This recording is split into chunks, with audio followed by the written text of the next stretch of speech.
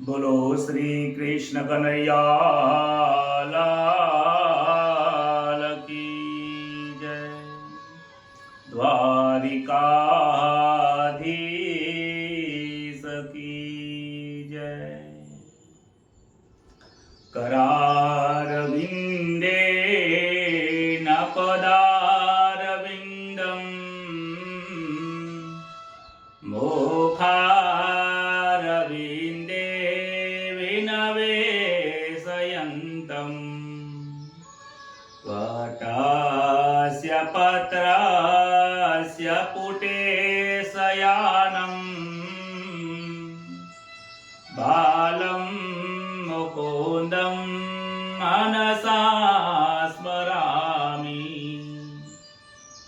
विकरेतु कामा किल गोपकन्या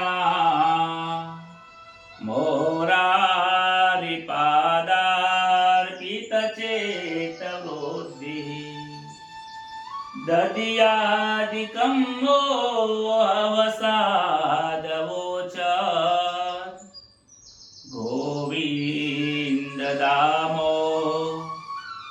माधवेति गोविन्द दामोदर माधवेति।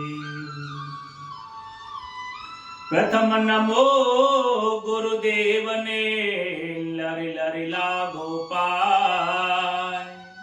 मात पिता ने वंदन करो राखो चरण निमाय। हे जी हरि गुरु संत सुपदार जो कथा कहो मम मति अनुसार। प्रेम थकी परमात्मानी सुनो भागवत महापुराण। मंगल दिवस याजनो मंगल सौनो थाय।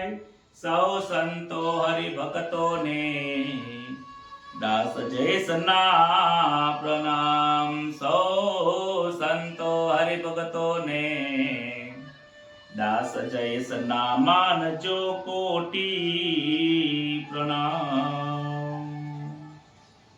श्री गणेशाय नमः।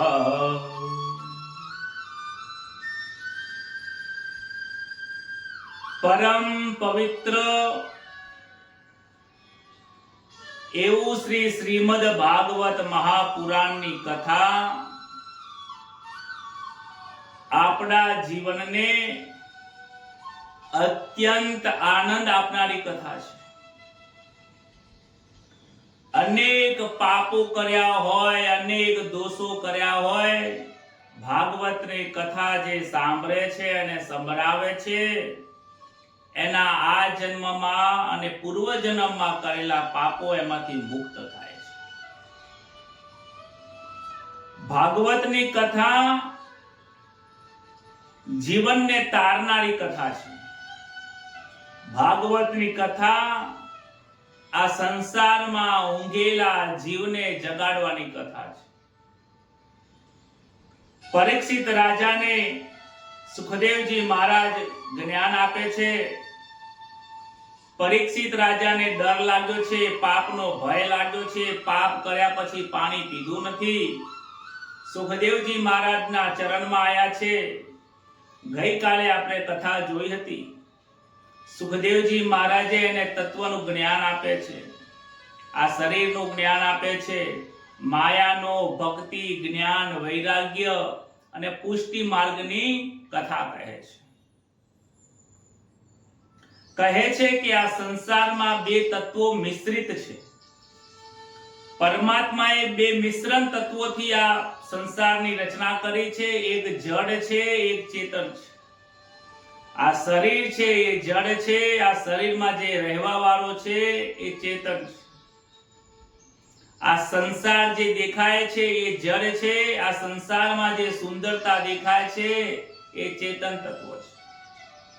આ જે પુષ્પ દેખાય છે એ જડ છે, આ પુષ્પની અંદર જે સુગંધ છે એ ચેતન તત્વ છે। આત્મા શરીરથી જુદો છે એ બધા જાણે છે, પણ અનુભવ તો કોઈક વિરલાઓ કરી શકે છે.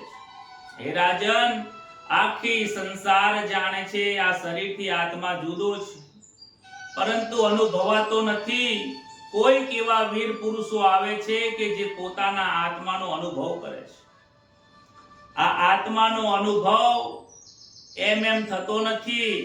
શાસ્ત્ર વાંચવાથી કે મોટું જ્ઞાન કોઈને જોઈથી પ્રાપ્ત કરવાથી અનુભવ મળતો નથી. અનુભવ તો પોતાની જાતે જ કરવો પડે છે. આજનું આ ત્રીજા સ્કંદની જે લીલા છે એ અનુભવની લીલા છે. સર્ગ લીલાની શરૂઆત થાય છે. સુખદેવજી મહારાજ કહે છે કે રાજન, તમે જેવા પ્રશ્નો પૂછો છો ને એવા પ્રશ્નો વિદુરજીએ મૈત્રેયજીને પ્રશ્ન પૂછ્યા હતા. આ વિદુરજીએ એક એવા મહાન ભક્ત થઈ ગયા છે કે જે ભગવાન આ ભક્તને યાદ રાખે છે. પરીક્ષિત પૂછે છે કે વિદુરજી, મૈત્રેયજીનો ભેટો ક્યાં થયો હતો, કેવી રીતે થયો હતો? વિદુરજી પરમ વૈષ્ણવ કેવી રીતે બન્યા અને તેઓ યાત્રા કરવા માટે ઘર કેમ છોડ્યું? તમે કહો છો કે ઘર છોડવાની જરૂર નથી, તો વિદુરજીએ ઘર છોડીને પરમાત્માના દર્શન કરવા માટે ઘર કેમ છોડ્યું? સુખદેવજી કહે છે કે રાજન, પરમાત્મા એમના ઘરે વગર આમંત્રણે આવ્યા હતા. ભગવાનને આમંત્રણની જરૂર નથી, ભગવાનને પ્રેમની જરૂર છે. કહે છે આજે તો આજના સમયની અંદર લોકો ભગવાનને આમંત્રણ આલવા જાય છે. ઘરે લગ્ન હોય ને, બહુ સમજવા જેવી વાત છે ભાઈ. 2 મિનિટ પણ ખાસ સમજજો, વિચાર કરજો. આજે આપણા ઘરે લગ્ન હોય, પ્રસંગ હોય, કોઈ પણ પ્રકારનું શુભ કાર્ય હોય, 500 રૂપિયા પેટ્રોલ ભરાવીને ગાડી લઈને એક કંકોત્રીનું પેકેટ લઈને મંદિરમાં મૂકવા જાય છે. પેડા લઈને જાય છે, પૈસા મૂકે છે, ભગવાનને કહે છે કે હે પ્રભુ, હે દાદા, હે ઈશ્વર, તમે મારા ઘરે પધારજો, મારા ઘેર શુભ લગ્ન છે. પણ વિચાર કરો કે તમે આમંત્રણ આપ્યું ઈશ્વરને, તમારા ઘરે પ્રસંગમાં આવે છે, પણ શું તમે એને બેસવા માટે આસન આપો છો? આ વિચાર કરવા જેવું છે. પરમાત્મા તમે આમંત્રણ આપો છો, પરમાત્મા આવે છે. અરે સંસારના લોકો આવે છે ને તો આવું સફેદ કલરનું વસ્ત્ર પાથરીને તમે ખુરશીઓ તૈયાર મૂકી છે. કોઈ સંતને બોલાયા હોય તો તમે ત્યાં ગાદી કરી છે, કોઈ અધિકારીને બોલાયા છે તો કોઈ આસન કર્યું છે, પણ તમે તમારા કુલદેવીને, કુલદેવને, પારેવા દાદાને, કોઈ પણ ઈશ્વરને આમંત્રણ આપો છો. તમે લગ્ન પ્રસંગમાં આપણે કેટલું એમનું ધ્યાન રાખીએ છીએ કે આ આસન મારા ગુરુદેવનું છે, આ આસન મારા ઈશ્વરનું છે, અહીંયા કોઈ બેસવાનું નથી, આ મારા કુલદેવીજી અહીંયા અહીં બિરાજમાન થયા છે. બહુ વિચાર કરવા જેવી આ વાત છે, મંથન કરવા જેવી વાત છે. પરમાત્મા વગર આમંત્રણે આવે છે, આમંત્રણ આપે છે, એ ભૂલી જાય છે કે પરમાત્મા મારા ઘરે આવશે કે નહીં આવે. પણ વિદુરજીને આ કથા બહુ પ્રેમથી ભરેલી છે. સુખદેવજી કહે છે રાજન, ભગવાન વગર આમંત્રણે આયા હતા, એ કથા કહું છું. વિદુરજીની કથા તમને કહું છું. ધૃતરાષ્ટ્ર પાંડવોને લાક્ષાગૃહમાં બાળવા માટે તૈયાર થયા હતા. તમારા જ કુટુંબની આ વાત છે કે જ્યારે ધૃતરાષ્ટ્ર લાક્ષાગૃહની અંદર પાંડવોને મારવા તૈયાર થયા, આ વિદુરજીને આ સાંભળીને દુઃખ થયું. ધૃતરાષ્ટ્રને સમજાવે છે કે મોટા ભાઈ, આ કામ તમે ખોટું કરો છો. ભયનું આપણે પડાવી લેવાય નહીં. અડધું રાજ્ય તમને એને આપી દો. જો તમે નહીં આપો તો આ અન્યાય કહેવાય છે, અને અન્યાયનું પરિણામ સારું હોતું નથી. જો તમે આમ નહીં કરો તો હું ઘર છોડી દઈશ. પરંતુ ધૃતરાષ્ટ્ર કુસંગી હતો, માટે એ સમજ્યા નહીં. ધૃતરાષ્ટ્ર ઉપર એમની ઉપદેશની કોઈ અસર થઈ નહીં. વિદુરજીએ વિચાર્યું કે આજે ધૃતરાષ્ટ્ર મારો મોટો ભાઈ ખોટું કામ કરે છે, એ સાંભળતા નથી, માટે આજે મારે એમનું ઘર ત્યાગ કરવું પડશે. વિદુરજી અને એમના પત્ની સુલભાની સાથે ગંગાના કિનારે આવ્યા છે. પતિ પત્નીનો નિયમ છે કે દરરોજ ભગવાનની તપશ્ચર્યા કરે છે. 3 કલાક પ્રભુની સેવામાં જાય છે. એના પછીના 3 કલાક પ્રભુને યાદ કરે છે. 3 કલાક સત્સંગ કરે છે. 3 કલાક જપ કરે છે, 3 કલાક પ્રભુની કથા સાંભળે છે. એમનો એવો નિયમ છે કે સવારથી લઈને સાંજ સુધીમાં પતિ પત્ની મૌન ધારણ કરે છે. જ્યારે સત્સંગની ચર્ચા કરવા બેઠા હોય ત્યારે જ બોલે છે.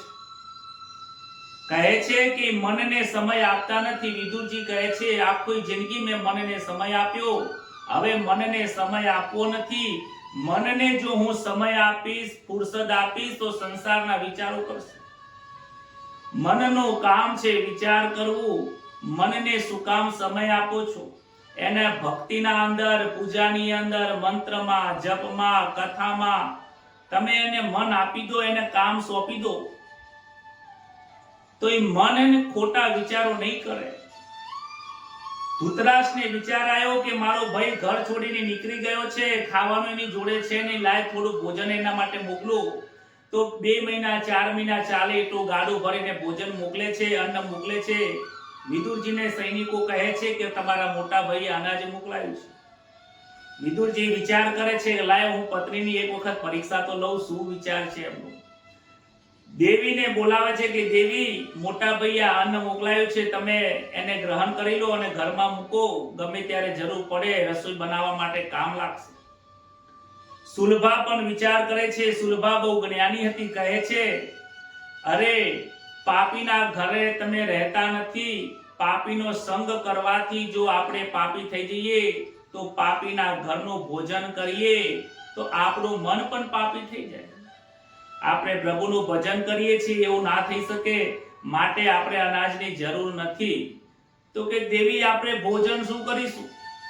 2 ટાઈમ ભોજન માટે તો જોઈશે ને, થોડું ઘણું કંઈ જમવા તો જોઈશે. વિદુરજીએ આવો પ્રશ્ન પૂછ્યો ત્યારે સુલભાજીએ બહુ સુંદર જવાબ આપ્યો છે. સુલભા કહે છે મહારાજ શું કામ ચિંતા કરો છો? ધાર્યું ધણીનું થાય છે. ઉપરવાળો કીડીને કન, હાથીને મન આપવા વાળો બેઠો છે. શું કામ ચિંતા કરો છો તમે? ભોજનની ચિંતા કરશો નહીં, ભોજનની ચિંતા ભગવાન કરશે. મને ખ્યાલ છે કે ગંગા નદીના કિનારે ભાજી પુષ્કળ પાકે છે. આપણે ભાજી ખાધું, આપણે ભાજી ખાશું અને ભગવાનનું ભજન કરશું. વિદુરજીને પણ બહુ આનંદ થયો કે સાદું ભોજન કરવાથી જ ભક્તિ થાય છે. સાદું ભોજન, સુંદર વાણી જે બોલે છે એનું જીવન હંમેશા માટે સુંદર બને છે. ખરેખર ધન્ય છે મારી પત્નીને. વિદુરજી આખો દિવસ ભક્તિ કરે છે. અતિશય ભૂખ લાગે ત્યારે કેવળ ભાજીનો આહાર કરે છે. 12 વર્ષ વીતી ગયા છે. આ પ્રમાણે ભગવાનની આરાધના કરી 12 વર્ષ સુધી સત્કર્મ કરો ત્યારે પરમાત્માના દર્શનની ઝાંખી થાય છે. આ બાજુ પાંડવોએ 12 વર્ષ સુધી વનમાં ગુજાર્યા છે. વનવાસ પૂરો થયો. યુધિષ્ઠિર રાજ્યનો ભાર માંગે છે. રાજ્ય ભાગ માંગે છે. દુર્યોધન ના પાડે છે. દુર્યોધન કહે છે કે તમે યુદ્ધ કરો, એના સિવાય બીજો કોઈ વિકલ્પ નથી. ત્યારે શ્રી કૃષ્ણને વિચાર આવે છે કે યુદ્ધના અંદર નિર્દોષ લોકોનું મૃત્યુ થશે. ધર્મરાજા પણ ચાહતા નથી કે યુદ્ધ કરીને આપણે રાજ્ય લઈએ. યુદ્ધની અંદર અનેક લોકોનું મૃત્યુ અને સંહાર થશે. યુદ્ધ વગર જો આ દુર્યોધન સમજી જાય તો વધારે સારું છે. માટે કૃષ્ણને કહે છે કે હે પ્રભુ, હે કનૈયા, તમે મંત્રણા કરવા માટે જાઓ. ધૃતરાષ્ટ્રને ખબર પડી છે કે કૃષ્ણ આજે આવે છે. એમને વિચાર્યું કે શ્રી કૃષ્ણ આજે સરસ એવું એમનું સન્માન કરું, એમને માન સન્માન આપું, એટલે એ પાંડવોને છોડી દે અને મારા ભેગું આવી જાય. એટલા માટે એમને સ્વાગતની તૈયારી કરી છે. આજે પૂરું હસ્તિનાપુર શણગારવામાં આવ્યું છે. આસોપાલવના તોરણ તૈયાર કર્યા. વિદુરજી ગંગાના કિનારે સ્નાન કરવા ગયા ત્યારે એમને લોકો પાસેથી સાંભળ્યું કે આ લોકો તૈયારી શાની કરે છે. વિદુરજીને કહે છે કે તમને ખબર નથી? કે ના, મને ખબર નથી શાની. કે દ્વારિકાના નાથ આવવાના છે, દુર્યોધનને સમજાવવા આવે છે. વિદુરજીને આનંદ થયો છે. ઘરે આવ્યા છે. સુલભા પૂછે છે આટલા આનંદમાં કેમ છો? વિદુરજી કહે છે કે અત્યારે નહીં કહું, સત્સંગનો આનંદ કરીશું ત્યારે આનંદની વાત કરીશું. આખો દિવસ નિયમ હતો, મૌન ધારણ કર્યું છે, સત્સંગનો સમય થયો ત્યારે વિદુરજી કહે છે કે હે દેવી, 12 વર્ષ સુધી તમે જે તપશ્ચર્યા કરી છે એનું ફળ આવતીકાલે મળવાનું છે. બોલો રાધે રાધે. આવતીકાલે શું થવાનું છે મહારાજ? આવતીકાલે હસ્તિનાપુરમાં દ્વારિકાધીશ પધારવાના છે. 12 વર્ષ સુધી આપણે એક જગ્યાએ રહીને પરમાત્માની સેવા અને સ્મરણ કર્યું. કાલે પરમાત્માના જરૂર દર્શન થશે. સુલભા કહે છે કે મને ગઈકાલે રાત્રે સપનામાં આવ્યું હતું કે આપણા ગામની અંદર રથયાત્રા નીકળી, ત્યાં પરમાત્મા બેઠા હતા અને એમને મને જોઈને એમને દર્શન આપ્યા અને ગાલમાં મીઠું એમને હાસ્ય કર્યું છે. એમનું જે હાસ્ય હતું એ જોઈને હું એકદમ આનંદમાં થઈ ગઈ હતી. સુલભા કહે છે કે પ્રભુ, તમારો ભગવાન સાથે કોઈ પરિચય છે? કનૈયા જાત જોડે તમારો કોઈ પરિચય છે? વિદુરજી કહે છે, હું જ્યારે શ્રી કૃષ્ણને વંદન કરું છું ત્યારે તેઓ મને નામથી બોલાવે છે. હું કહું છું કે હું લાયક નથી, વયોવૃદ્ધ છું, છતાં પણ એ મને કહે છે કે મને તમને કાકા કહીને બોલાવવામાં બહુ આનંદ આવે છે. અખંડ કોટીનો બ્રહ્માંડનો નાયક સાધારણ જીવને પણ એ માન આપે છે. અરે હું તમને શું કહું, એ તો દાસનો પણ દાસ છે, મને કાકા કહીને બોલાવે છે. સુલભાને આનંદ થયો. મનમાં એક જ ભાવના છે કે પ્રભુ આવતીકાલે આપણા ઘરે આવીને ભોજન લે તો બહુ સરસ. તમે ના હોય તો કાલે જઈને ભગવાનને આમંત્રણ આપી આવજો કે આપણા ઘરે આવીને ભોજન કરે. વિદુરજી કહે છે કે હું આમંત્રણ આપવા નહીં જઉં દેવી. આપણી નાની ઝૂંપડી છે, ઘરમાં વાસણ નથી, રસોઈ બનાવવા માટે કોઈ સાધન નથી, કોઈ અનાજ નથી, કરિયાણું નથી. તમે ભગવાનને શું જમાડશો? મારી પાસે કાંઈ છે નહીં. જો ભગવાનને તમે શું જમાડશો? દેવી કહે છે કે મારી પાસે ભલે કશું જ નથી, પરંતુ મારા હૃદય રૂપી આસન આપીશ અને પ્રેમથી એમને હું ભોજન કરાવીશ. હું જે ભોજન કરું છું એ પ્રભુને જમાડીશ. વિદુરજી કહે છે કે ના ના, આપણા ઘરે ભગવાન આવશે તો દુખી થશે. અરે દુર્યોધને 56 ભોગ તૈયાર કર્યા છે, માન સન્માનની તૈયારી કરી છે. આપણા ઘરે તો બેસવા માટે આસન નથી. હું નથી ચાહતો કે ભગવાન મારા ઘરે આવે અને દુખી થાય. અને સુલભા ચાહે છે કે પ્રભુ ક્યારે પણ કોઈ વસ્તુની વિચાર કરતા નથી. પ્રભુ તો ભાવના ભૂખ્ય છે. શ્રીમંતના ઘરે પણ જાય છે, ગરીબના ઘરે પણ જાય છે.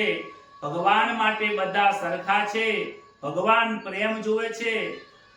મારા પતિ જે મારા સ્વામી છે ને, એ શરમાય છે. એમને દુઃખ લાગે છે કે ભગવાન મારા ઘરે આવીને દુખી થશે, પરંતુ હું જ્યાં જઈશ ને ત્યાં હું ભગવાનને જરૂર મનથી આમંત્રણ આપીશ. રાત્રિ પડી છે, ઊંઘ આવતી નથી અને સવારમાં ઉઠીને તૈયાર થયા છે બંને પતિ પત્ની. આજે દ્વારિકાધીશના દર્શન કરવા માટે રૂબરૂ ચાલતા ચાલતા નીકળ્યા છે. સોનાનો રથ છે, 4 ઘોડા જોડેલા છે, ગરુડજી ધ્વજ લઈને ઊભા છે. ઉદ્ધવ અને સાત્યકી એમની સેવામાં ઊભા છે. પ્રભુના દર્શન થયા છે. વિદુરજી વિચારે છે કે હે પ્રભુ, હું લાયક નથી. હે ભગવાન, હું લાયક નથી. એકવાર તમે મને દર્શન આપો, મારા સામું જુઓ. પરમાત્મા કહે છે અહીંયા તો મને કોઈ લાગતું નથી. ભગવાન રથમાં બેઠા છે, પરંતુ એમનું મસ્તક, એમની નજર પૃથ્વી ધરતી માતા તરફ છે. આ હસ્તિનાપુરની અંદર કોઈને દ્રષ્ટિ આપી એવું દેખાતું નથી.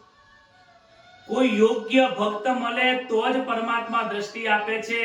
બાકી તમે આ આંખથી ગમે તેટલા મંદિરમાં દર્શન કરવા જાઓ, અધિકારી દર્શનાર્થી ના હોય ત્યાં સુધી પરમાત્મા આંખ નથી આપતા.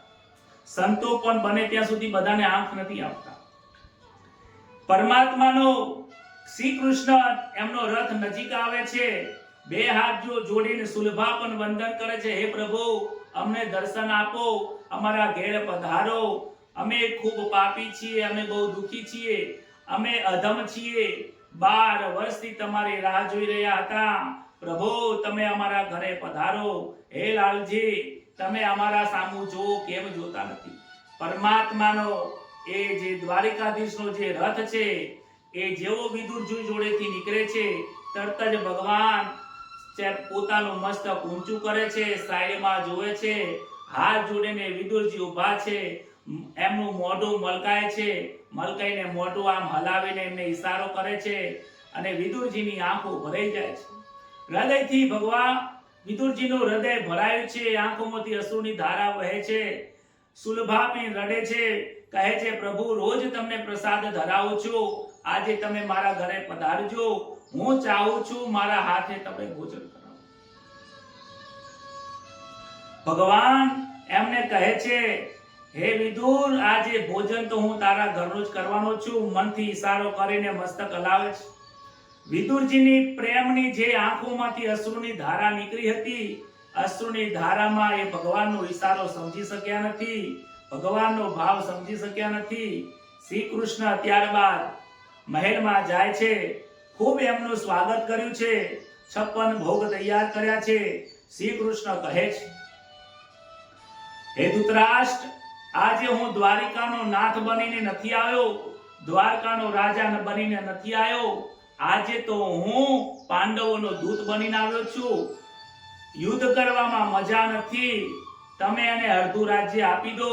ધૃતરાષ્ટ્ર ના પાડે છે કે અમે અડધું રાજ્ય નહીં આપીએ. અરે અડધું રાજ્ય ના આપવું હોય તો 2-3 ગામડા આપી દો, જેના કારણે એમનું ગુજરાન ચલાવે. દુર્યોધન કહે છે કે અમે એક પણ ગામ નહીં આપીએ, સોયની અની ઉપર રહે એટલી માટીની રજ પણ નહીં આપીએ. ધૃતરાષ્ટ્ર કહે છે કે હે કૃષ્ણ તમે અમારા ભાઈઓની વચ્ચેના ઝઘડામાં પડશો નહીં.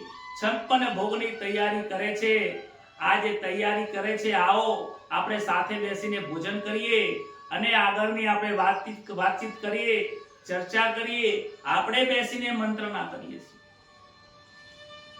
ભગવાન કહે છે કે તારા ઘરનું ખાઓ તો મારું પણ મતિ ભ્રષ્ટ થઈ જાય છે. પાપીના ઘરનું ખાવાથી બુદ્ધિ બગડે છે. ભગવાન વિચાર કરે છે, ત્યાંથી નીકળી જાય છે, રથ લઈને નીકળે છે. રસ્તામાં કહે છે, રસ્તામાં એમને અનેક રાજાઓ મળ્યા, પ્રભુ અમારા ઘરે પધારો, અમારા ઘરે પધારો. ભગવાન કોઈના સામું જોતા નથી. દ્રોણાચાર્ય કહે મહારાજ સંધ્યાનો સમય થયો છે, મધ્યાહન સમય થયો છે, ભોજનના 12 વાગ્યાનો સમય થઈ ગયો છે, આવો ભોજન કરીને નીકળો.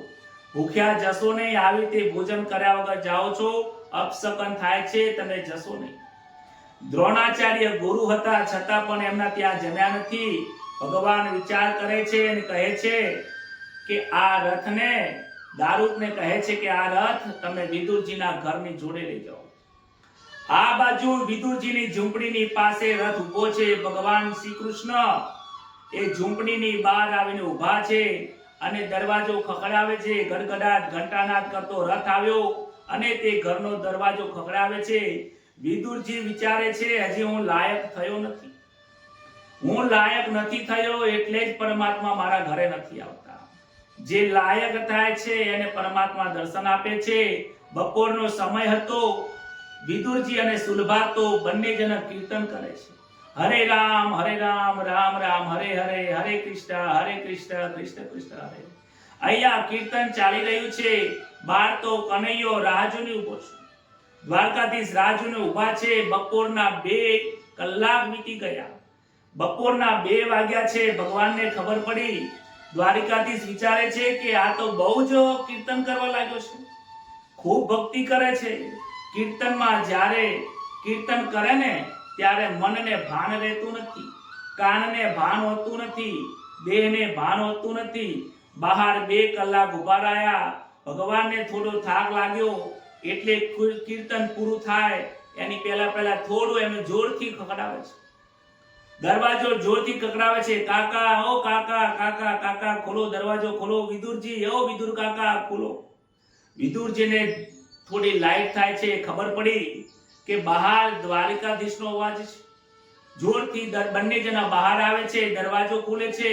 જેવો દરવાજો ખોલે છે ત્યાં તો સંઘ ચક્ર ગદા પદ્મ ધારણ કરીને નારાયણના સ્વરૂપમાં ચતુર્ભુજ શ્રી વિદુરજીને અને સુલભાજીને બંનેને દર્શન આપ્યા છે. બોલો શ્રી દ્વારિકાધીશ કી જય. આજે પરમાત્માએ દ્વારિકાધીશે એમને દર્શન આપ્યા છે.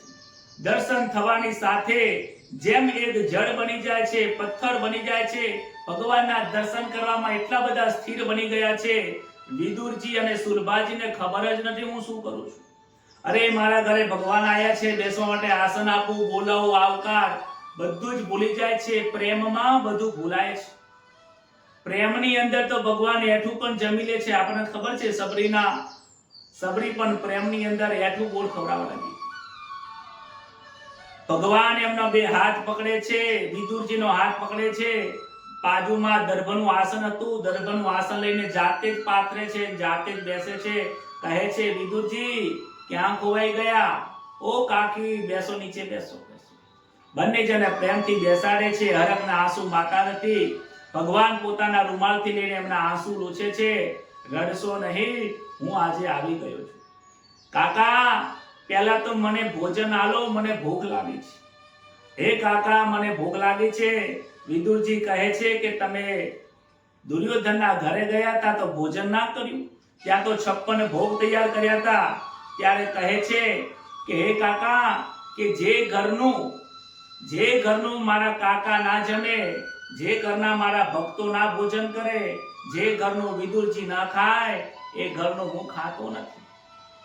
માટે કાકા હું ભૂખ્યો જ છું, તમે મને કંઈ ખાવા આપો.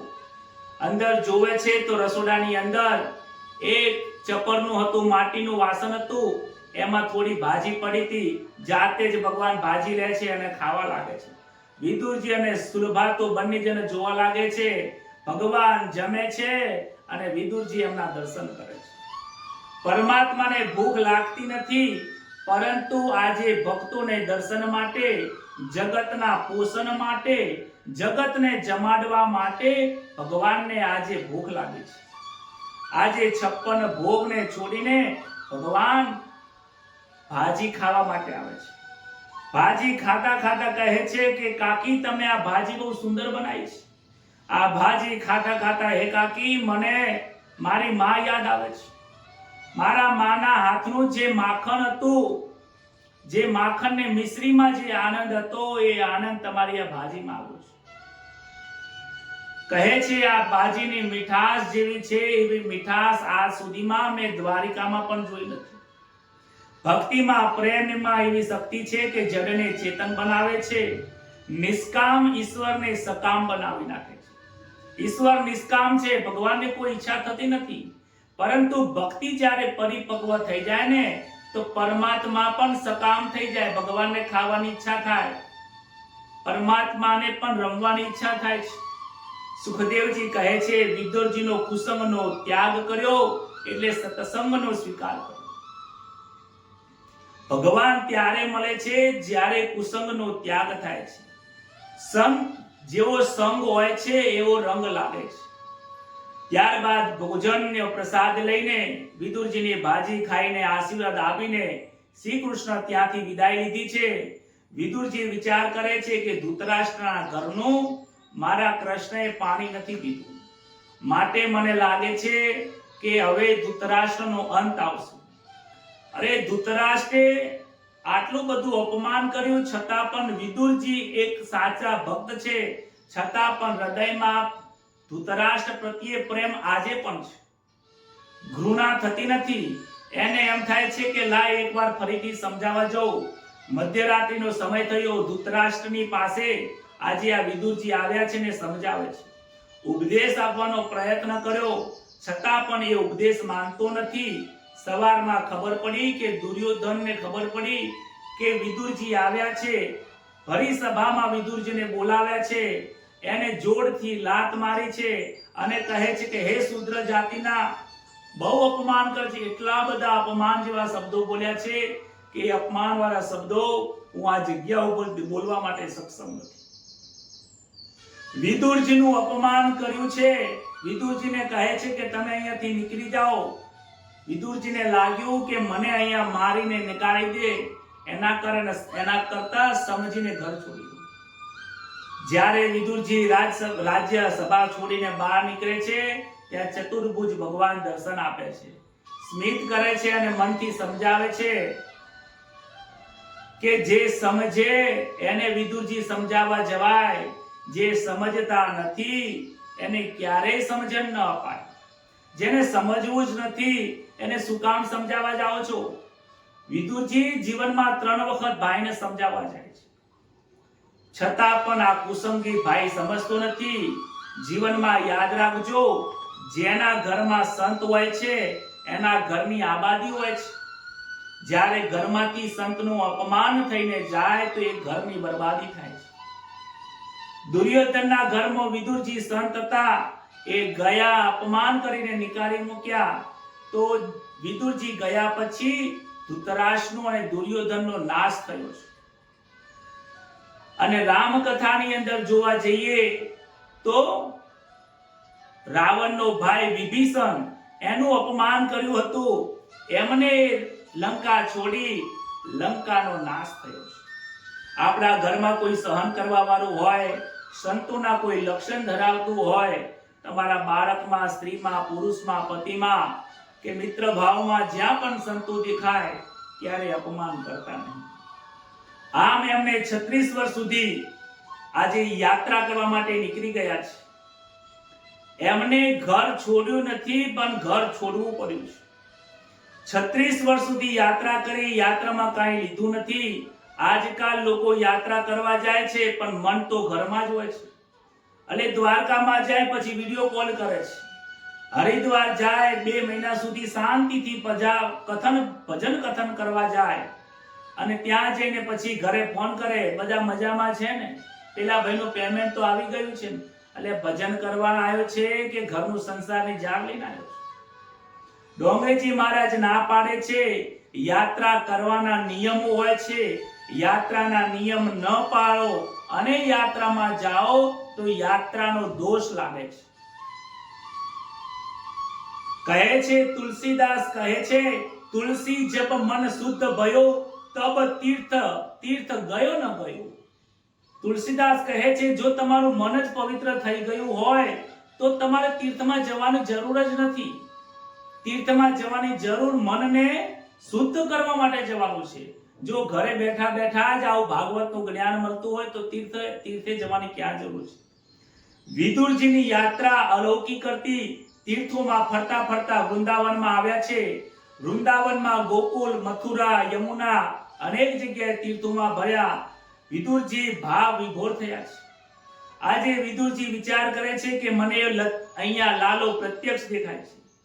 અરે શ્રી કૃષ્ણ ગાયો લઈને યમુનાના કિનારે આવ્યા હતા. મીઠી મીઠી વાંસળી મને સંભળાય છે. કદમના ઝાડ ઉપર કૃષ્ણ દેખાય છે. અરે આ વૃંદાવનની એક એક રજની અંદર મને કૃષ્ણ દેખાય છે. આ વૃંદાવનની રજની અંદર એ આરોટવા લાગે છે. મારા પ્રભુ આના ઉપર રમ્યા હતા, એમના ચરણની ધૂળ મારા શરીર ઉપર જશે તો આરો અધમ આ પાપીનો પાપ દૂર થશે. વિચાર કરો કેવી ભક્તિ છે. વિદુર વિચાર કરતા કરતા કરતા ત્યાં ગંગા અને યમુનાના કિનારે જાય છે. યમુનાના કિનારે જાય છે, ગંગાનો ત્યાં સ્નાન કરે છે. ત્યાં પથ્થરને જોઈને વિચાર આવે છે કે આ પથ્થર ઉપર કેટલા સંતો આવ્યા હશે. એ ગંગાના જે પથ્થરો છે એને 2 હાથ જોડી નમસ્કાર કરે છે કે આ પથ્થરમાં પણ મને ભગવાન દેખાય છે. યાદ રાખજો, જ્યારે પથ્થરમાં ભગવાન દેખાય, પથ્થરમાં પરમાત્મા દેખાય તો સમજજો કે આ જીવાત્માનો છેલ્લો જન્મ છે. યમુના કિનારે રમણ રેતીમાં વિદુરજી બેઠા છે. પંચકેશ વધ્યા છે. બાલકૃષ્ણની મનમાં માનસી સેવા કરે છે. શ્રી કૃષ્ણ શરણમ મમ, શ્રી કૃષ્ણ શરણમ મમ બોલતા જાય છે. આંખમાંથી હરખના આંસુ આવે છે. ભગવાનના દર્શન કરવાની એમને આનંદ કરે છે. એક વખત નદીના સ્નાન કરવા માટે ત્યાં જતા જતા ઉદ્ધવજીની દ્રષ્ટિ આ વિદુરજી ઉપર પડી છે. 36 વર્ષની યાત્રામાં વિદુરજીને આજ સુધીમાં કોઈ ઓળખવા વાળું મળ્યું નથી. પહેલી વાર આ ઉદ્ધવજીની આંખો વિદુરજી ઉપર પડે છે. વિદુરજીને 2 હાથ જોડીને દંડવત નમસ્કાર કરે છે. અને વિદુરજી પણ એમને ઓળખી જાય છે. વિદુરજી પણ ઉદ્ધવજીને નમસ્કાર કરે છે. વિદુરજી આંખો ગાડી કહે છે કે મને વંદન ન કરશો, હું તો પાપી છું, અધમ છું, તમે મને વંદન ના કરશો. આજે બે સંતો એકબીજાને વંદન કરે છે. કહે છે કે એક દેશી જ્યારે મળે ત્યારે આનંદ થાય છે. દેશી મળે તો ઉપદેશી, ગુરુ ગમની વાતો કેસી, મારા હરિજન હિરલા લેસી, કોઈ મારે આપનો દેશી. એક દેશના જ્યારે મળે છે તો આનંદ થાય છે. જેમ સંસારી મળે તો આનંદ થાય છે, આ મસાલા ખાવા વાળાને મસાલા વાળો મળે તો આનંદ થાય છે. ભોગીને ભોગી મળે તો આનંદ થાય, સંતને સંત મળે તો આનંદ થાય છે.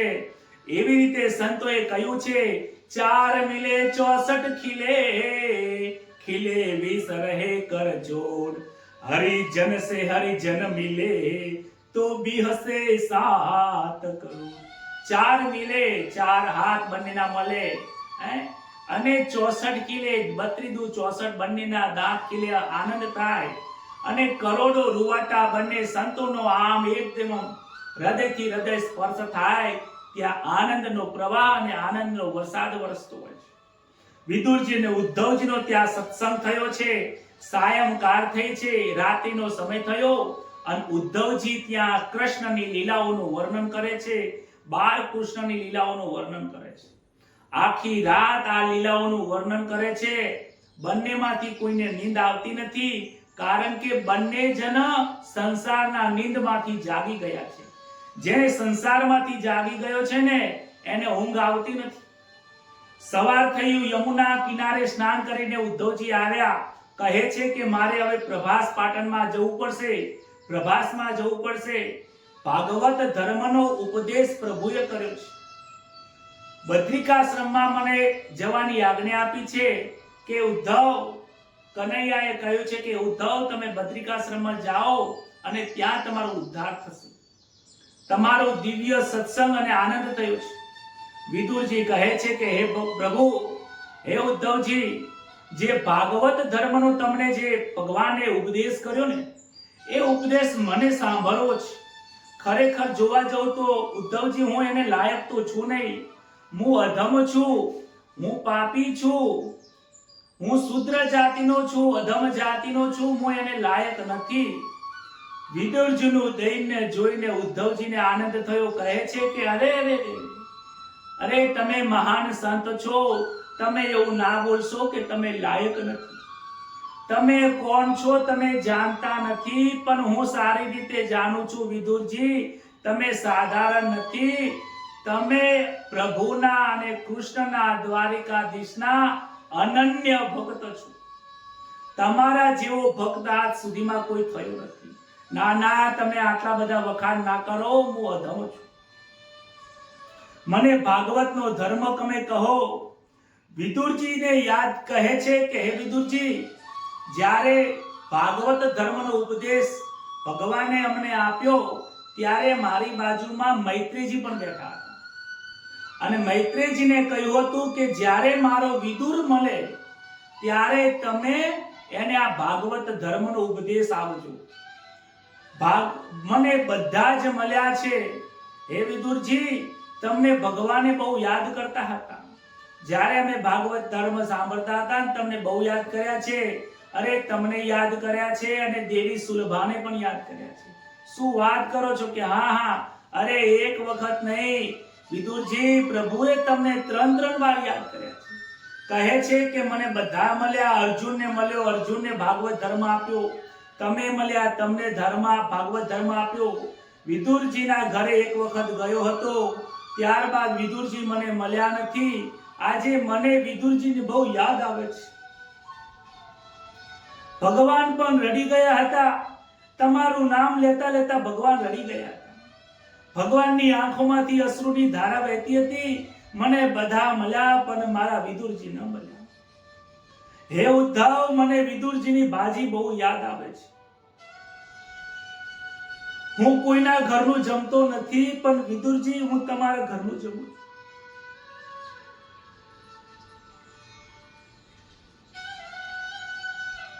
ઉદ્ધવજી કહે છે કે હે વિદુરજી, ભગવાને ક્યારે પણ કોઈને મારો કીધો નથી. દ્વારિકાધીશ જ્યારે મળ્યા ત્યારે કહ્યું હતું, મારો વિદુર જ્યારે મળે ને ત્યારે એને કહેજો કે ભાગવત ધર્મ અવશ્ય સાંભળે. હે વિદુરજી, ભગવાને મારો શબ્દ કોઈને નથી વાપર્યો, પણ તમારા માટે મારો શબ્દ વાપર્યો છે. વિદુરજીની ભાજી જે મેં ગાધી હતી એવી ભાજી અને આ ભોજનનો જે સ્વાદ છે એ આનંદ છે. મારા જીવનના 125 વર્ષનું જીવન વિતાવ્યું, પરંતુ આ પૃથ્વી પર એવો આનંદ અને એવો પ્રેમ ને એવું ભોજન મને ક્યાંય નહીં મળ્યું. હે ઉદ્ધવજી, તમે ગંગા કિનારે જાઓ, વધુ તો શું કહું, પણ મૈત્રેય ઋષિનો આશ્રમ જ્યાં છે અને ત્યાં તમે જાઓ, ત્યાં તમને ભાગવત ધર્મનો ઉપદેશ મળશે.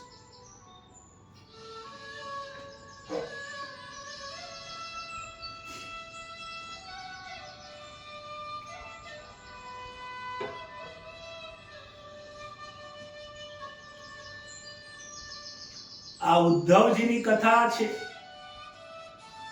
આ વિદુરજી અને સુલભાના ભાજીના પ્રેમની કથા છે. આ પ્રેમની કથા જ્યારે હૃદય અને અંતઃપૂર્વકની અંદર બેસી જાય ને ત્યારે આંખોમાંથી આંસુ નીકળે છે. ભાગવતની કથામાં વિદુરજીની કથા, ઉદ્ધવજીનો પ્રસંગ અને રાધાજીનો પ્રસંગ આ હૃદયની અંદર ચોંટી જાય એવો છે. વિદુરજીને બે હાથ જોડીને હું વંદન કરું છું કે હે વિદુરજી, તમને પ્રભુનો જેવો પ્રેમ પ્રાપ્ત થયો એવો અમને પણ પ્રાપ્ત થાય. ભગવાન અમારા ઘરે પણ આવો પ્રેમ અમે આપીએ. ભગવાન અમારા ઘરે પણ ભોજન કરવા માટે પધારે. હે વિદુરજી, તમે ખરેખર ધન્ય છો. આગળની કથામાં આપણે જોઈએ કે વિદુરજી ધીમે ધીમે ત્યાં આગળ યાત્રા થઈ છે. યાત્રા કરતા કરતા ત્યાં બદ્રિકાશ્રમથી ત્યાં આગળ નીકળ્યા, યમુનાના કિનારે આવ્યા છે. હરિદ્વારની પાસે મૈત્રેય ઋષિનો આશ્રમ છે અને આશ્રમમાં વિદુરજી મૈત્રેયજીને ત્યાં આવીને સાષ્ટાંગ નમસ્કાર કરે છે. મૈત્રેયજીએ તેમને સ્વાગત કર્યું. વિદુરજી કહે છે કે શું તમે મને ઓળખો છો? તમે મારું સ્વાગત કરો છો? કહે છે કે અરે વિદુરજી, તમને કોણ ભૂલી શકે? તમે ભગવાનના મહાન ભક્ત છો, તમે બહુ મહાન છો, તમને કોણ ભૂલી શકે? અરે વિદુરજી, તમે તમારી જાતને અધમન ના માનો. તમે તો પૂર્વજન્મની તમે યમરાજાનો અવતાર છો. વિદુરજી, તમે યમરાજાનો અવતાર છો. માંડવ્ય ઋષિની એવી કથા હતી કે એમને યમરાજાએ ખોટો ન્યાય આપ્યો હતો. યમરાજાએ માંડવ્ય ઋષિને ખોટો ન્યાય આપ્યો હતો. એટલા માટે માંડવ્ય ઋષિએ યમરાજાને શ્રાપ આપ્યો હતો કે તમે ખોટો ન્યાય કરો છો, માટે તમારે મનુષ્ય યોનિમાં શૂદ્ર જાતિમાં જવું પડશે. માટે તમે આજે આ જાતિમાં જન્મ લીધો છે, પરંતુ જાતિ મહાન નથી. માણસના કર્મથી જીવનમાં આગળ ધન્ય બને છે. વિદુરજી વિચાર કરે છે, મારી એકવાર ભૂલ થઈ, દેવમાંથી મનુષ્ય બન્યો, હવે મનુષ્યમાંથી મારે પશુ બનવું નથી. પુણ્ય ન થાય તો વાંધો નહીં, પણ પાપ તો કરવું જ નથી. મને એક પીપા ભગતની કડી બહુ ખાસ યાદ આવે છે. પીપા પાપ ન કીજીએ તો પુણ્ય કિયા સો બાર. પીપા ભગત કહે છે, જો પાપ ના થાય એનું જો ધ્યાન રાખશો ને તો હજારો પુણ્યનું ફળ મળી જાય છે. ત્યારબાદ વિદુરજી અને મૈત્રેયજી ના અનેક પ્રશ્નો પૂછે. વિદુરજી પૂછે છે કે ભગવાન અકર્તા છે. ભગવાન કહે છે હું નિષ્ક્રિય છું, તો આ આખી સૃષ્ટિની રચના કેવી રીતે કરી? ત્યારે સમજાવે છે કે ભગવાન એક છે. ભગવાન એક જ સ્વરૂપ છે. ચૈતન્ય સ્વરૂપ પરમાત્મા એક છે. એક વખત એમને ઈચ્છા શક્તિ થઈ, એ ઈચ્છા શક્તિ થઈ એ જ માયા પ્રગટ થઈ. માયાનો સ્પર્શ થયો એટલે સંકલ્પ થયો. સંકલ્પમાં બે પ્રગટ થયા, પુરુષ અને પ્રકૃતિ. પ્રકૃતિ એટલે આ સંસાર, પુરુષ એટલે આપણે આ પુરુષ ધર્મ કહીએ છીએ. પ્રકૃતિ અને પુરુષમાંથી મહત્તત્વમાંથી બુદ્ધિ, એમાંથી અહંકાર ઉત્પન્ન થયું છે. પછી મન, બુદ્ધિ, ચિત્ત, અહંકાર આ રીતે ઉત્પન્ન થયા છે. અહંકારમાંથી 3 ગુણો પ્રગટ થયા છે: સત્વગુણ, રજોગુણ, તમોગુણ. આ તમોગુણ, સત્વગુણ, રજોગુણમાંથી બ્રહ્મા, વિષ્ણુ, મહેશ આ બધા લોકોની અલગ અલગ તત્વો, તન્માત્રાઓ અને એના પરથી પંચભૂતોની રચના થઈ છે. આ 5 ભૂતો જડ જેવા હતા, પરંતુ એ જડ જેવા હતા, કાર્ય નતા કરી શકતા. માટે એને કાર્યશીલ અને ક્રિયાશીલ બનાવવા માટે, તેજ પૂરવા માટે પરમાત્માએ એક પોતાનો અંશ એમાં મૂકીને એમને ચેતના આપી છે. ભગવાનના નાભીના કમરમાંથી કમર ઉત્પન્ન થયું, બ્રહ્મા પ્રગટ થયા છે. બ્રહ્માને તપ શબ્દ આવો સંભળાયો, તપશ્ચર્યા કરી, અનેક પ્રકારની તપશ્ચર્યા કર્યા પછી ભગવાન નારાયણ પ્રગટ થયા છે અને એમને કહે છે કે તમે સૃષ્ટિની રચના કરો. વિષ્ણુને કહે છે કે તમે સૃષ્ટિનું પાલન કરો. મહાદેવજીને કહે છે કે જે અનીતિ કરે છે, ખોટું કરે છે, દરેકનું તમે સંહાર કરો. બ્રહ્મા વિચારે છે કે સંસાર આગળ તો વધારવો છે, પણ કેવી રીતે વધારવો? આકર્ષણ કર્યા વગર તો મળવાનું નથી. બ્રહ્મામાંથી એક કામની એટલે કામદેવની ઉત્પત્તિ થાય છે. કામ આમ તેમ જોવા લાગ્યો, ઋષિઓના મન ઉપર એમને અસર કરી છે.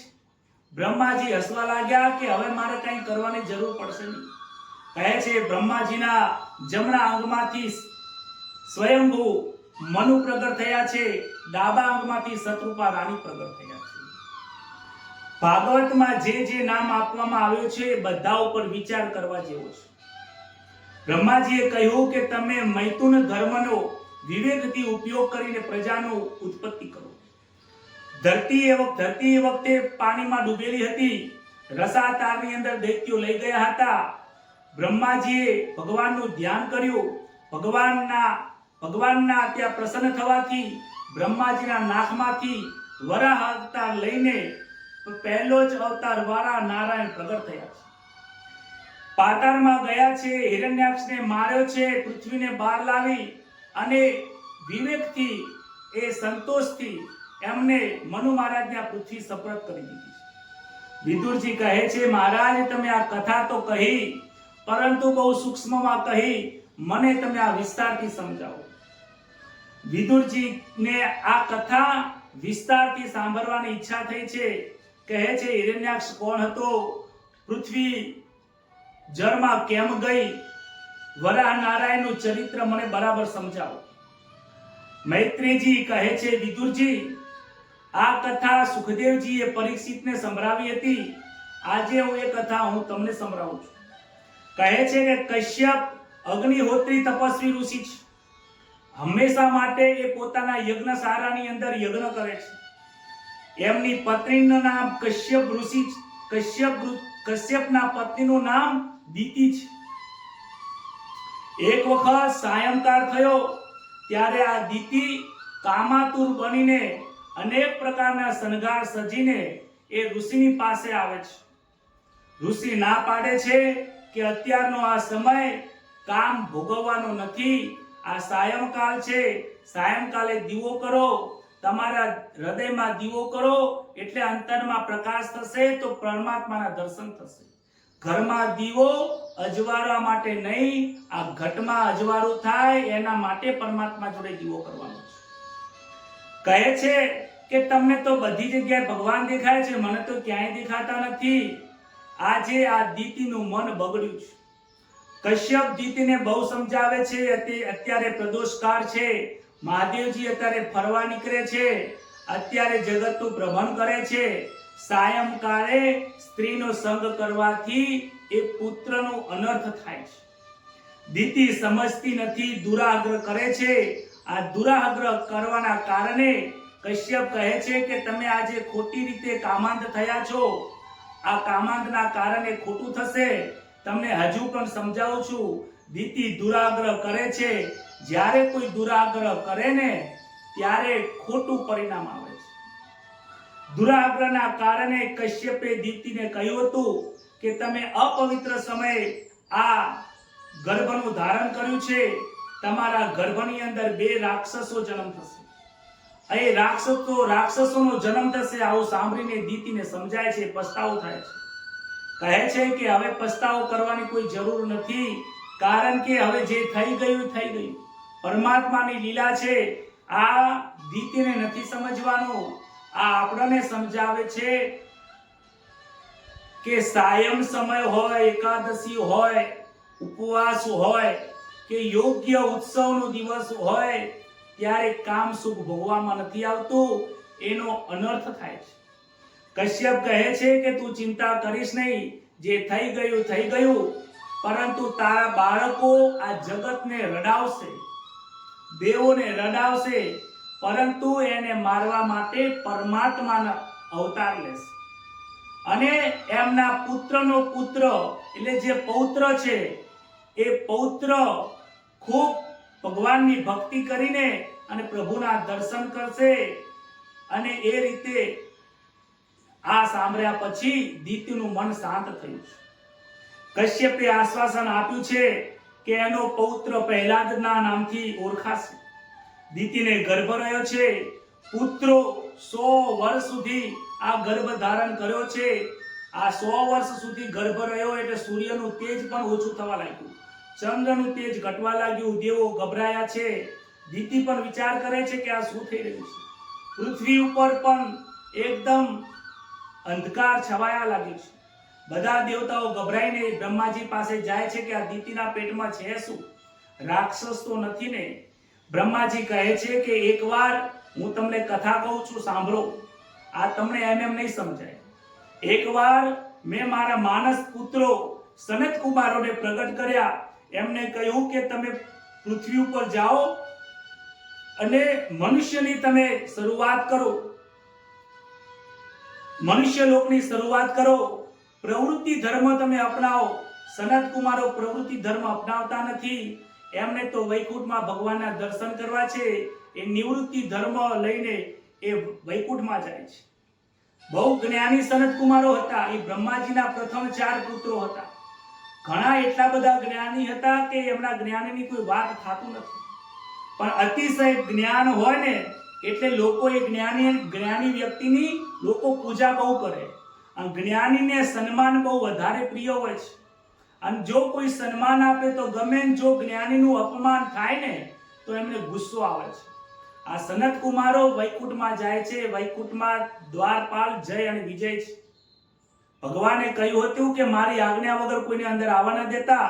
વૈકુંઠમાં દ્વારપાલો જય વિજય આ સનત કુમારોને દ્વારપાલની જગ્યા ઉપર રોકે છે. સનત કુમારો કહે છે કે તમે કોણ છો? કે હું જય વિજય છું, ભગવાનના દ્વારપાલ છું. અરે વૈકુંઠમાં તો દ્વારપાલ હોતા છે, ભગવાનના દર્શન કરવામાં અમને રોકવા વાળા તમે કોણ છો? પ્રભુના દરવાજા હંમેશા માટે ખુલ્લા હોય છે, તમે એને રોકશો નહીં. એમ બળજબરીથી અંદર જવાનો પ્રયત્ન કરે છે, આગળ બે લાકડી કરે છે, દરવાજા આડા કરે છે.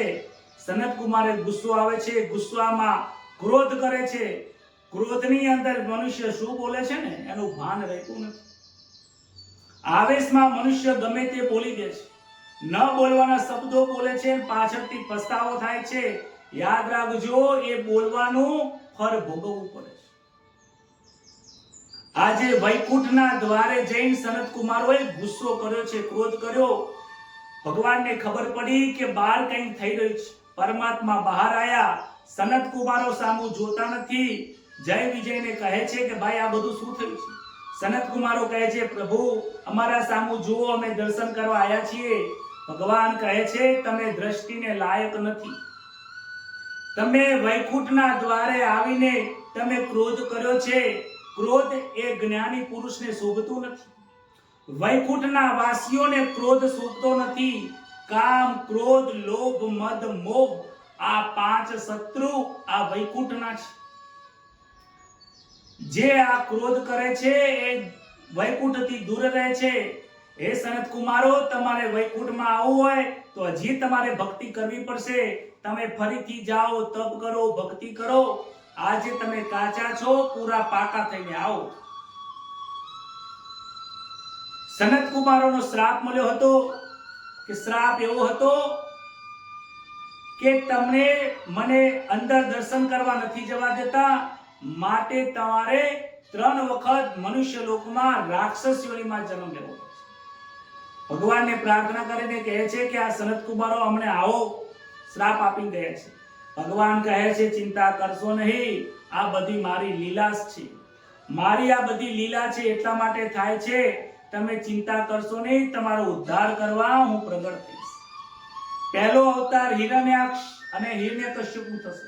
બીજો અવતાર તમારો રાવણ અને કુંભકર્ણમાં થશે. ત્રીજો અવતાર તમારો દંતવક્ર અને શિશુપાલનો થશે. સનત કુમારોના શ્રાપથી જય વિજય અનુક્રમે હિરણ્યાક્ષ અને હિરણ્યકશ્યપુ તરીકે આ અવતરણ થયું છે. સુખદેવજી વર્ણન કરે છે જય વિજયને શ્રાપ આપ્યો અને કશ્યપ દીતીને આ સંબંધ થયો. દીતીના ગર્ભમાં જય વિજય આવ્યા છે. આ દીતીને 2 બાળકોનો જન્મ થયો અને તેમનું નામ રાખ્યું છે હિરણ્યાક્ષ અને હિરણ્યકશ્યપ. ખરાબ સમયે કામનો ઉપભોગ કરવાથી દીતીને રાક્ષસનો જન્મ થયો. આજે પણ આવા રાક્ષસો જન્મે છે. ઘણાના ઘરમાં આવા રાક્ષસો હોય છે. અરે ઘેર ઘેર તમને જોવા મળશે. કેવી રીતે જોવા મળે કે વિચાર કરો કે આજે આપણે સંતાનોના લગ્ન થઈ જાય ને પછી એને દુબઈ માટે ફરવા માટે મોકલી દે છે. ન જાણે એને શું કહે છે લગ્ન પછી ફરવા જાય છે, કંઈક કહે છે, શબ્દ યાદ નથી આવતો. લોકો ફરવા માટે લગ્ન પછી જાય, કોઈ ગોવા જતા રહે, કોઈ મનાલી જતા રહે. અરે વિચાર કરવા જેવું છે કે ત્યાં જઈને દારૂ પીવે, મહેફિલીમાં રમતા હોય, પિક્ચરના ગીતોની અંદર ડાન્સ ગરબાની અંદર રહેતા એ હોટલમાં ખરાબ જગ્યા ઉપર આ તમારા પુત્ર વધુને આ બીજનું રોપણ થાય છે. જેવું બીજ વાવો છો પછી મોટો થયા પછી એ સ્ત્રી આવે કે પુરુષ, છોકરો હોય કે છોકરી, એ 18 વર્ષે એવું ફળ ઉત્પન્ન થાય છે. હિરણ્યાક્ષ આ કથામાં જરા વિચાર કરો. હિરણ્યાક્ષ એ લોભનું પ્રતીક છે અને હિરણ્યકશ્યપુ એ ભોગ છે. હિરણ્યાક્ષનો મતલબ થાય છે હિરણ્ય એટલે સોનું અને અક્ષ કહેતા આંખ. જેની આંખમાં સોનું છે, દ્રવ્ય છે, પૈસા છે એટલે કે લોભ છે, એ હિરણ્યાક્ષ છે. એ લઈને જે સંગ્રહ કરે છે, ભોગવે છે, એ ભોગ વૃત્તિનો હિરણ્યકશ્યપુ છે.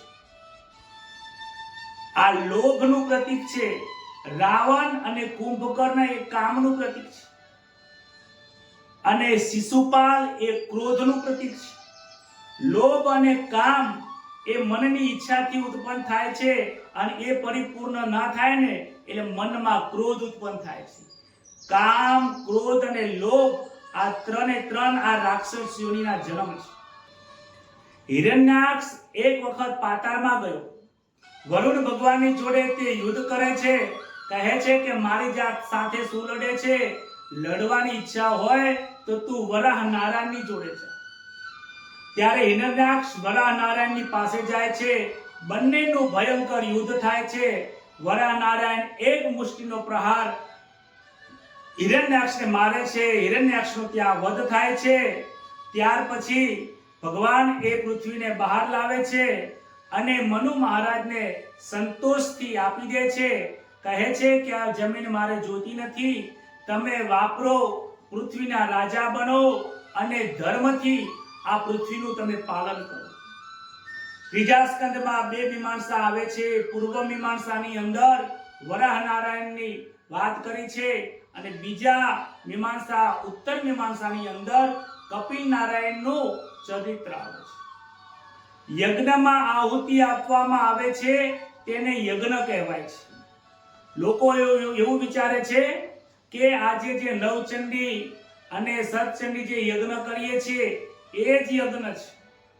ભગવાન કહે છે એ તો યજ્ઞ છે જ, પણ એમાં પૈસાનો ખર્ચો થતો હોય છે. હું તમને એક એવો યજ્ઞ બતાવું છું જેમાં 1 રૂપિયાનો ખર્ચો નથી. કહે છે કે સત્કર્મ કરવું એ બહુ મોટામાં મોટું યજ્ઞ છે. દાન કરવું, પુણ્ય કરવું એ પણ યજ્ઞ છે. ભગવાનની ભક્તિ કરવી એ યજ્ઞ છે. ભગવાને આ શરીર આપ્યું છે, બીજાના માટે ઘસી નાખવું એ પણ યજ્ઞ છે. અરે સંતોષ રાખવું એ સંતોષ યજ્ઞ છે. હંમેશા પ્રસન્ન રહેવું એ ભગવાનની સર્વોપરી મોટામાં મોટો એ યજ્ઞ છે. જ્ઞાન મેળવવું તો સહેલું છે, પણ એને ટકાવવું બહુ અઘરું છે. સુખદેવજી કહે છે, હે રાજન, જ્ઞાન તો તને બધી જગ્યાએથી મળી જશે, પરંતુ એ જ્ઞાનને ટકાવી રાખવું બહુ મહત્વનું છે. મનુષ્યનું જીવન બહુ વિલાસી બન્યું છે, માટે એ જ્ઞાન પુસ્તકમાં રહે છે અને મસ્તકમાં રહેતું નથી. આજના લોકો પુસ્તકની પાછળ બહુ દોડે છે. પુસ્તક વાંચવાથી કદાચ જ્ઞાન મળી જશે, પરંતુ અનુભવ થશે નહીં. વિચાર કરો કે મીરાબાઈએ ક્યારે પણ પોતાના જીવનની અંદર કોઈનું ચરિત્ર વાંચ્યું નથી, કોઈ શાસ્ત્ર વાંચ્યા નથી. તુકારામે કોઈના ચરિત્ર, મીરાબાઈ, નરસિંહ મહેતા, કોઈ સંતોએ ક્યારે ક્યાંય શાસ્ત્ર ભણવા ગયા નથી. પરંતુ હું એટલું તો જાણું છું, સંતો આજે એમના લખેલા શાસ્ત્રો અહીંયા સ્કૂલમાં ભણાવવામાં આવે છે. વિચાર કરો કેવું ઈશ્વરને પ્રાપ્ત કરવા માટે જ્ઞાન એમને લખ્યું હશે. ગીતાજીમાં ભગવાન કહે છે, હે અર્જુન, જ્ઞાન તારામાં છે. જ્ઞાન ક્યારેક બહારથી આવતું નથી. આ સંસારનું જેટલું પણ જ્ઞાન છે એ તારા અંતરમાં રહેલું છે. તું જાણે જ છે, પરંતુ તું જાણી જોઈને જ્ઞાનને પ્રગટ કરતો નથી. તને ખબર છે કે આ માખણ છે, માખણમાં ઘી છે. પૂરો સંસાર જાણે છે માખણમાં ઘી છે, છતાં પણ સંસારના લોકો એ માખણ હોવા છતાં પણ બજારમાંથી ઘી લેવા જાય છે. અરે જ્ઞાન હૃદયમાં છે, જ્ઞાન બહાર પ્રાપ્ત કરવાની જરૂર નથી. કહે છે કે ભાગવત વિશે અગત્યનું પ્રકરણ કોઈ હોય તો આ કપિલ નારાયણનું પ્રકરણ છે. કપિલ મુનિએ એમના માતાને જે સંદેશો આપ્યો છે, જ્ઞાન આપ્યો છે, એને કપિલ ગીતા તરીકે ઓળખવામાં આવ્યું છે. સ્વયંભૂ મનુ અને શત્રુપા અને તેમના ત્યાં 5 સંતાનોના જન્મ થયા છે. 2 પુત્રો થયા છે, પ્રિયવ્રત ને ઉત્તાનપાદ, અને 3 પુત્રી છે, આકૃતિ, દેવહૂતિ અને પ્રસૂતિ. તેમાં આકૃતિ રુચિને, દેવહૂતિ કરદમને અને પ્રસૂતિ દક્ષને પરણાવી હતી. વિદુરજી મૈત્રેયજીને કહે છે, આપ કરદમ અને દેવહૂતિના વંશની કથા કહો. કપિલ નારાયણ ભગવાનની કથા સાંભળવાની મને અંદરથી બહુ આનંદ આવે છે, મને બહુ જિજ્ઞાસા થાય છે. કહે છે કે કરદમ ઋષિ સરસ્વતી નદીના કિનારે રહેતા હતા. આખો દિવસ તે તપ કરે છે. સરસ્વતી નદીનો કિનારો એ સત્કર્મનો કિનારો છે. આદિનારાયણનું ધ્યાન કરે છે, મન પ્રસન્ન ચિત્તથી રહે છે. એક પલ પણ એ બગાડતા નથી, નવરા બેઠા નથી. કારણ કે વિચારે છે કે જો હું નવરો બેસીશ તો મારું મન બીજી જગ્યાએ સંસારમાં જશે. એટલે બુદ્ધિપૂર્વક પોતાના સમયનું બહુ જ ધ્યાન રાખે છે. એમનું લક્ષ્ય એક જ છે કે મનુષ્યમાં આવ્યો છું તો ભગવાનની પ્રાપ્તિ કરું. આજનો મનુષ્ય એ લક્ષ્ય રાખતો નથી. સિદ્ધપુરની પાસે કરદમ ઋષિનો આશ્રમ છે. કરદમ ઋષિ પોતાના જીવનમાં અનેક પ્રકારના દુઃખ સહન કરીને તપશ્ચર્યા કરી છે. ત્યાં ઘણા બધા સિદ્ધ પુરુષો થઈ ગયા છે, માટે એનું નામ આજે સિદ્ધપુર પડ્યું છે. શરીરમાં ખાલી જાણે હાડકા જ રહ્યા છે. ઋષિની તપશ્ચર્યા જોઈને ભગવાન પ્રસન્ન થયા. અને આંખોમાંથી ત્યાં અશ્રુની ધારા વહી છે, માટે ત્યાં આંખોમાંથી અશ્રુ નીકળ્યા. આંખોના અશ્રુના બિંદુ ત્યાં પડ્યા છે, માટે ત્યાં બિંદુ સરોવર થયું છે. આ જગતમાં 4 સરોવર છે. સિદ્ધપુરમાં બિંદુ સરોવર, કચ્છમાં નારાયણ સરોવર, ગુજરાતમાં 2 સરોવર છે. દક્ષિણમાં ઋષ્યક પર્વતની પાસે પંપા સરોવર છે, ઉત્તરની અંદર માન સરોવર છે, અને એક 5મું સરોવર છે જ્યાં વ્રજભૂમિ છે. ત્યાં રાધા અને કૃષ્ણનું જ્યાં પ્રેમનું મિલન થયું હતું, પ્રેમથી બંનેનો આનંદ થયો હતો. એ વખતે રાધાજીના આંખમાંથી પ્રેમની જે અશ્રુની ધારા, આનંદની ધારા જે નીકળી હતી, ત્યાં પણ એક સરોવર થયું છે. એનું નામ પ્રેમ સરોવર છે. કરદમ પ્રભુને કહે છે કે તમારા દર્શન કરવાથી મારી આંખો સફળ થઈ છે. મને સંસારમાં કોઈ કામના નથી, પણ બ્રહ્માજી મને આવીને કહીને ગયા છે, આજ્ઞા કરી છે કે તમારે લગ્ન કરવા પડશે. તમે લગ્ન કરો તો પ્રભુ તમારા ઘરે દર્શન લેશે. પરમાત્માને કહે છે કે મારે લગ્ન કરવાની ઈચ્છા નથી, છતાં પણ બ્રહ્માજીની આજ્ઞા થઈ છે તો મારે કરવું પડશે. પરમાત્માએ સ્મિત કર્યું કે તમે ચિંતા કરશો નહીં. મનુ મહારાજની પાસે નારદજીને મોકલે છે. નારદજી મનુ મહારાજ પાસે આવ્યા છે. મનુ મહારાજ ચિંતિત છે. નારદજી પૂછે છે કે મહારાજ કેમ ચિંતિત છો? કે શું કરું, મારી દીકરી ઉંમર લાયક થઈ છે, લગ્ન કરવા છે, દેવહૂતિના લગ્ન કરવા છે, એની ચિંતા થાય છે કે લાવો એની કુંડલી હું હાથ જોઉં. હાથ જોવે છે અને કહે છે અરે રે, તમારી દીકરીની કુંડલીમાં તો મહાન ઋષિની સાથે લગ્ન થવાના યોગો લખ્યા છે. તમારી વાત સાચી છે કે મહારાજ, મારી દીકરી પણ એમ જ કહે છે કે મારે કોઈ યોગ્ય ઋષિ હોય, નિષ્કામ ઋષિ હોય, ઇન્દ્રિયોને જીતવા વાળો જીતેન્દ્રિય કોઈ ઋષિ હોય, એમની સાથે લગ્ન કરવા છે. નારદજી કહે છે તો રાહ કોની જુઓ છો? કરદમ ઋષિનો આશ્રમ છે, તમે જાઓ, તમારી દીકરીને પરણાવો, એના લાયક મૃત્યુ એ જ છે. કરદમ ઋષિના આશ્રમમાં આવે છે રાણી શત્રુપા, મનુ મહારાજ અને દેવહૂતિને લઈને ત્રણેય જણ કરદમ ઋષિના આશ્રમમાં આવ્યા. કરદમજી ઊભા થયા છે, સ્વાગત કરે છે, વિચાર કરે છે કે મહારાજની પાછળ જે કન્યા ઊભી છે, કદાચ એ જ કન્યા મારી સાથે લગ્ન કરવાની છે. પ્રભુએ બહુ વખાણ કર્યા હતા, લાય આજે એક પરીક્ષા તો કરી જોઉં. કન્યાની પરીક્ષા કરવી બહુ જરૂરી છે. કરદમ ઋષિએ ત્યાં દર્ભના 3 આસન પાથર્યા છે. આસન પાથરીને કહે છે કે મહારાજ, આ તમારા માટે આસન પાથર્યા છે, તમે ત્યાં બિરાજમાન થાઓ. મનુ મહારાજ આસન ઉપર બેસે છે, શત્રુપા રાણીજી બેસે છે અને માતા દેવહૂતિજી એ જગ્યા ઉપર ઊભા રહે છે. કરદમજી કહે છે કે દેવી, આ તમારા માટે જ આસન છે, બિરાજમાન થઈ જાઓ.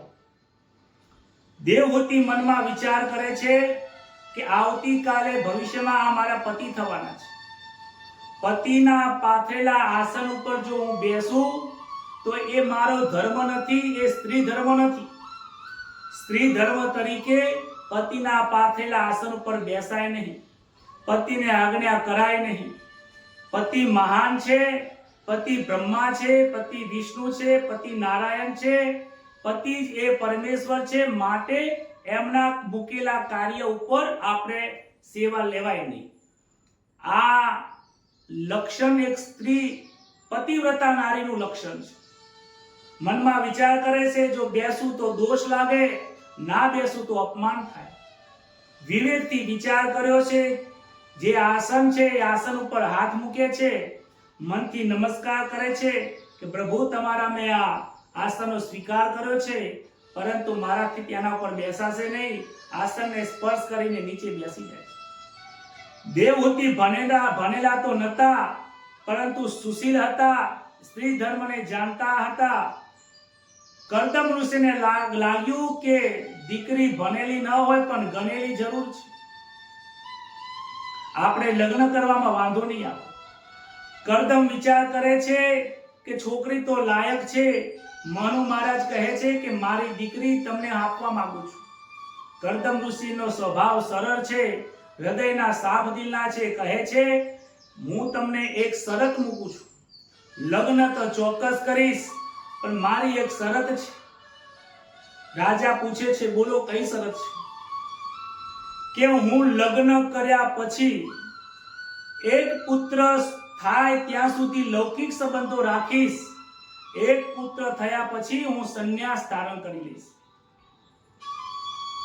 આવું એમનું વચન નીકળે છે. બંને જણા સહમત થાય છે.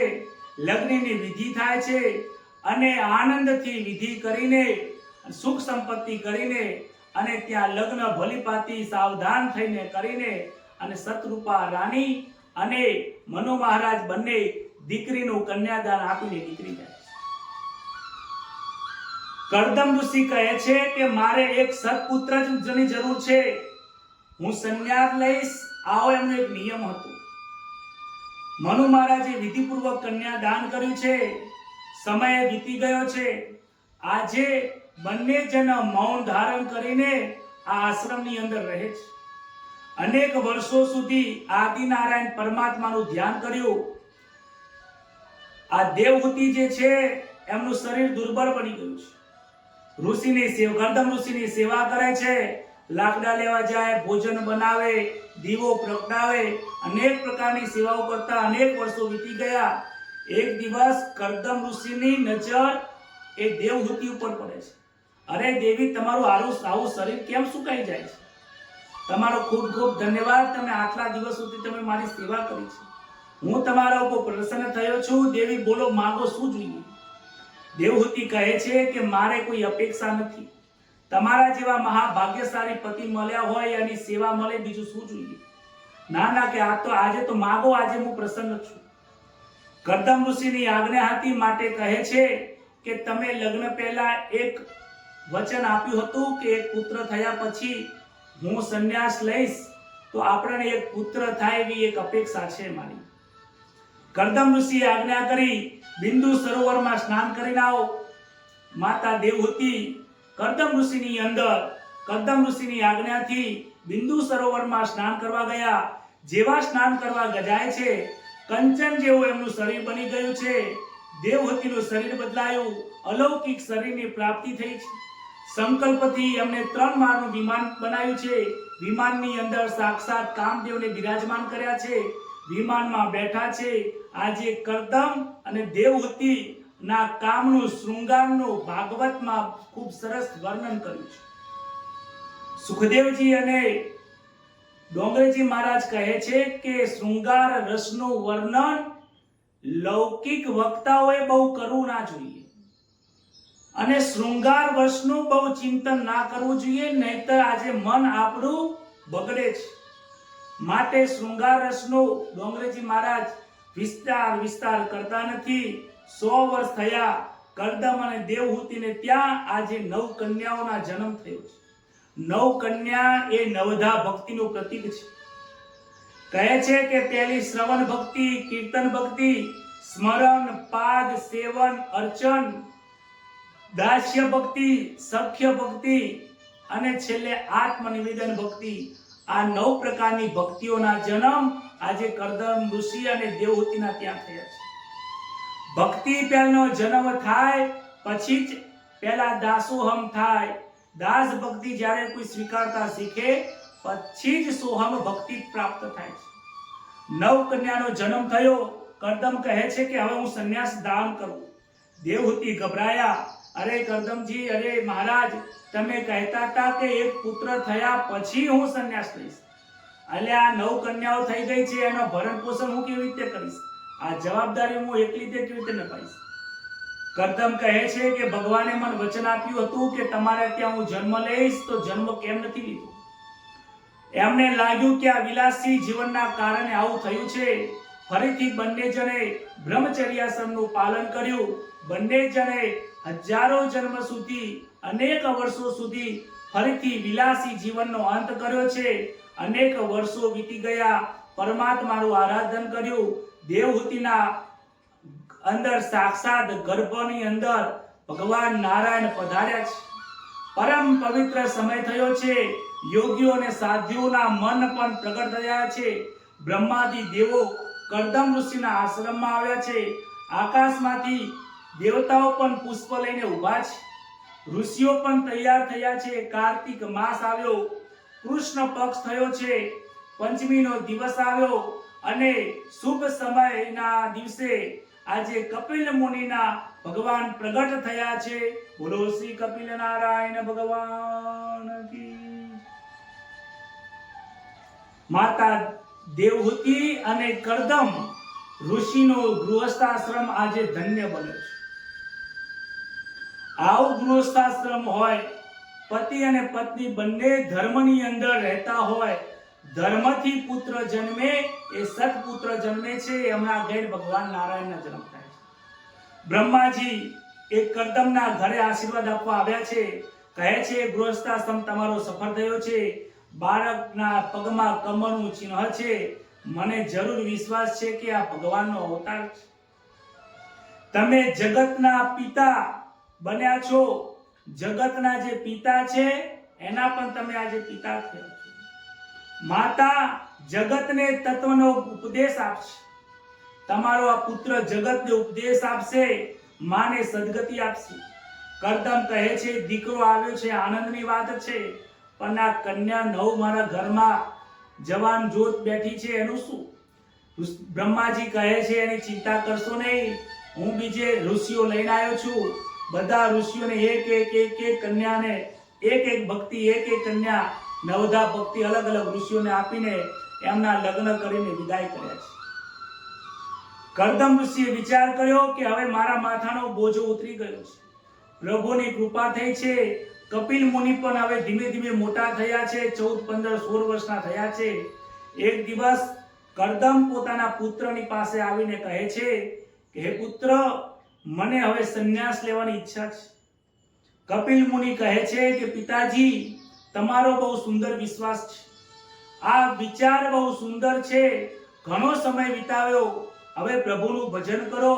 દરેક મનુષ્યએ, દરેક જીવાત્માએ જીવનમાં અંતકાળ આવે એની પહેલા જીવનમાં સંન્યાસ લેવો જોઈએ. સંન્યાસ એટલે આ વિષયોમાંથી સંન્યાસ લેવો જોઈએ, પરમાત્માનું ધ્યાન કરવું જોઈએ.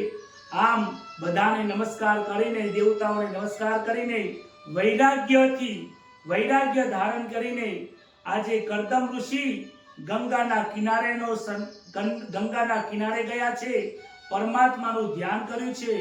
ભક્તિ, જ્ઞાન અને વૈરાગ્યનો ત્રિવેણીનો સંગમ કરીને પોતાના જીવનને ધન્ય બનાવ્યું છે.